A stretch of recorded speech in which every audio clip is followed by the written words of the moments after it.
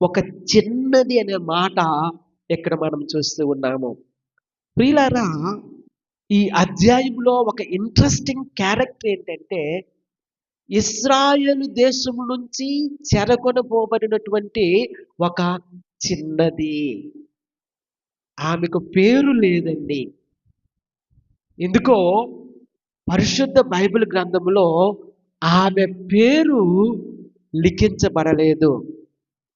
ఇంతకు ముందు 4వ అధ్యాయంలో షూనేమీయురాలైనటువంటి ఒక స్త్రీని గురించి మనం చదువుకున్నాము.